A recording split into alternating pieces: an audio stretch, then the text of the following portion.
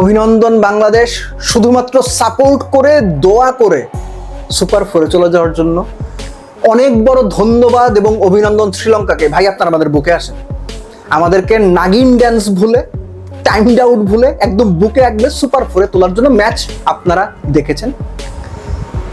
তিনটা পার্টিকুলার বিষয় নিয়ে আলোচনা করব এবং একই সঙ্গে বাংলাদেশ কোথায় পিছিয়ে সেটাও বলবো। কোথায় মোহাম্মদ নবী, কোথায় জাকের আলী অনেক, কোথায় ক্যাপ্টেন থুসারাকে টানা 3 ওভার বল করান, কোথায় মুস্তাফিজকে 1 ওভার উইকেট পাওয়ার পর লিটন আক্রমণ থেকে সরিয়ে নিয়ে 19 আর 17 নাম্বার ওভার করানোর চিন্তা করেন। এই আলোচনাগুলো জরুরি। নাম্বার 1, থুসারার বোলিং। থুসারার বোলিং এর সবচেয়ে সিগনিফিকেন্ট পার্ট হচ্ছে টানা 3 ওভার করানো, 3টে উইকেট নেওয়া। 4 ওভার 18 রানে 4 উইকেট তিনি পেয়েছেন। আমার প্রশ্নটা ওই জায়গাতেই, পার্টিকুলার একটা জায়গা মনে করিয়ে দিচ্ছে আপনাদের। শ্রীলঙ্কার বিপক্ষে যে মেন্ডিস দুর্দান্ত এক ইনিংস খেলে আফগানিস্তানের বিপক্ষে শ্রীলঙ্কাকে জেতালেন, বাংলাদেশকে সুপার ফোরে যেতে সাহায্য করলেন, সেই মেন্ডিসের উইকেট পাওয়ার পেতে মুস্তাফিজ নিয়েছিলেন, মনে আছে?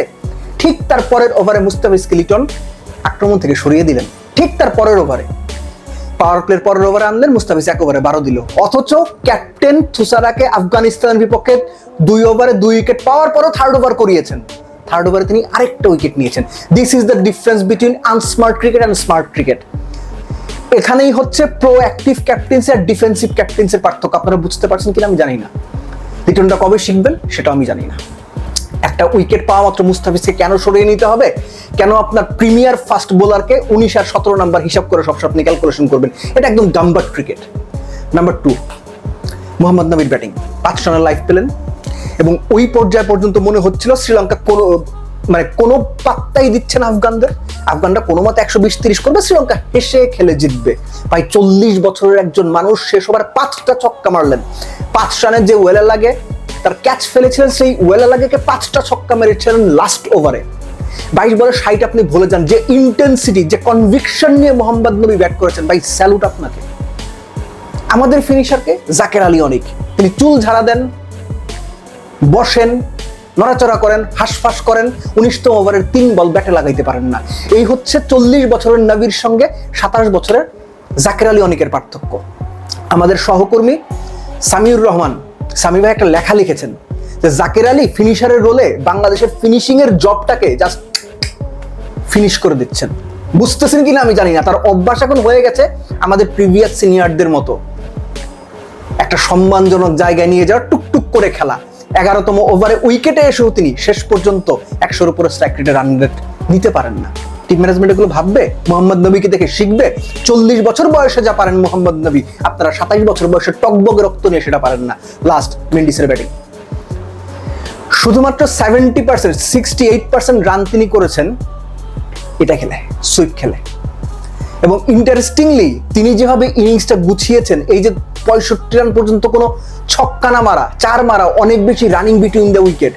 আপনি একবারের জন্য চিন্তা করেছিলেন রশিদ, মুজিব, নবী এই বোলিং লাইন আপের এগেনস্টে এই উইকেটে 170 করে শ্রীলঙ্কা জিতবে?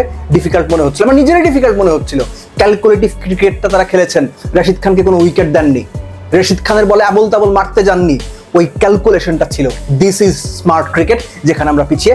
লাস্টলি শ্রীলঙ্কার ফিল্ডিং, ওই ওয়েলালাগের ক্যাচটা ম্যাচ হারার মতো একটা ক্যাচ হতে পারতো। দেখেন শ্রীলঙ্কা 3টা দুর্দান্ত ক্যাচ ধরেছে, 3টা দুর্দান্ত ক্যাচ, দুটোই ধরেছেন বোধহয় আপনার কুশাল পেরেরা, কিন্তু ওই যে একটা ক্যাচ মিস শ্রীলঙ্কাকে হারিয়ে দিত। শ্রীলঙ্কা পার পেয়ে গেছে, বাট স্টিল শ্রীলঙ্কার catching was good. Bangladesh super ফোরে গেছে, বাংলাদেশের সামনে অমিত সম্ভাবনা, ফাইনাল খেলার সম্ভাবনা, এত কিছুর পর আমি বলছি। কিন্তু বাংলাদেশ যে আনস্মার্ট টাইপ অফ ক্রিকেট খেলে, বাংলাদেশ যে ধরনের দুর্বল মানসিকতার ক্রিকেট খেলে, বাংলাদেশ যে ধরনের ভয় পাওয়া ডিফেন্সিভ ক্রিকেট খেলে, সেটা খেললে চলবে না। সাহসী হতে হবে, প্রোঅ্যাক্টিভ হতে হবে এবং সুপার ফোরে 3 অপোনেন্টকে সর্বোচ্চ শক্তি নিয়ে, সর্বোচ্চ কনভিকশন নিয়ে হারিয়ে দেওয়ার মানসিকতা নিয়ে এগিয়ে যেতে হবে, নইলে উপায় নাই।